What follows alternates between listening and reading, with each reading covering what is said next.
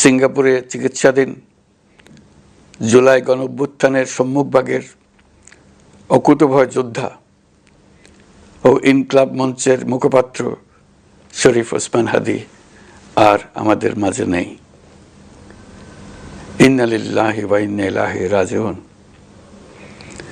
কিছুক্ষণ আগে সিঙ্গাপুরের পররাষ্ট্রমন্ত্রী ভিভিয়ান বালাকৃষ্ণন আমাকে টেলিফোনে এই হৃদয় বিদারক সংবাদটি জানিয়েছেন। ফেসিবাদ ও আধিপত্যবাদ বিরোধী সংগ্রামের এই অমর সৈনিককে মহান রাব্বুল আলামিন শহীদ হিসেবে কবুল করুন, এই দোয়া করি। আমরা সবাই মিলে এই দোয়া করি। শরীফ ওসমান হাদীর এই অকাল মৃত্যুতে আমি গভীর শোক ও দুঃখ প্রকাশ করছি। তার প্রয়াণ দেশের রাজনৈতিক ও গণতান্ত্রিক পরিসরে এক অপূরণীয় ক্ষতি। আমি তার রুহের মাগফিরাত কামনা করছি এবং শোক সন্তপ্ত স্ত্রী, পরিবারের সদস্যবৃন্দ, স্বজন ও সহকর্মীদের প্রতি গভীর সমবেদনা জানাচ্ছি। শহীদ ওসমান হাদীর স্ত্রী ও একমাত্র সন্তানের দায়িত্ব সরকার গ্রহণ করবে। শহীদ শরীফ ওসমান হাদীর অকাল মৃত্যুতে আগামী শনিবার একদিনের রাষ্ট্রীয় শোক ঘোষণা করছি। এই উপলক্ষে শনিবার দেশের সব সরকারি, আধা সরকারি, স্বায়ত্তশাসিত প্রতিষ্ঠান, শিক্ষা প্রতিষ্ঠান সহ সরকারি বেসরকারি ভবন এবং বিদেশে বাংলাদেশ মিশনগুলোতে জাতীয় পতাকা অর্ধনমিত থাকবে।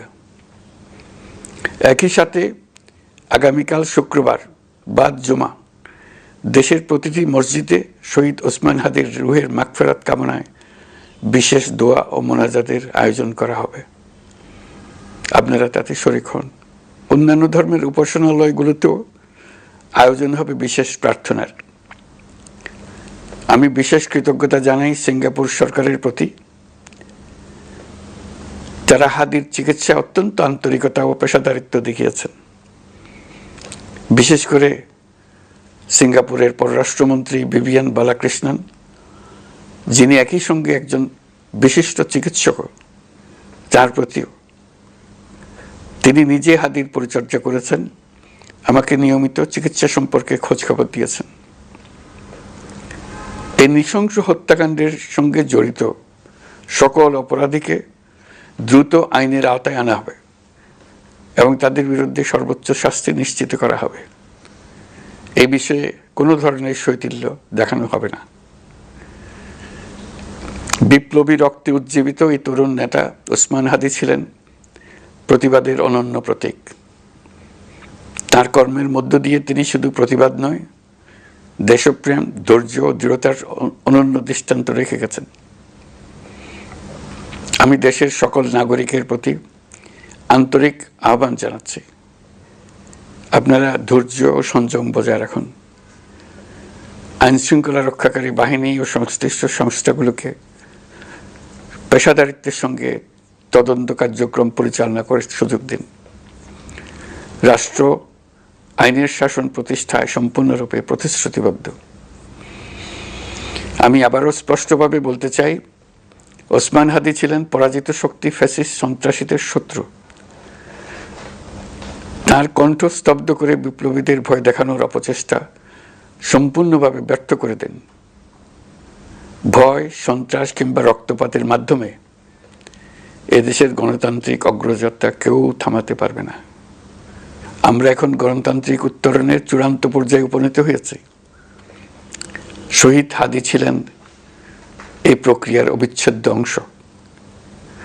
তার একান্ত ইচ্ছা ছিল আসন্ন নির্বাচনে প্রতিদ্বন্দ্বিতা করে নতুন বাংলাদেশ বিনির্মাণের পরবর্তী ধাপে সক্রিয় ভূমিকা রাখা।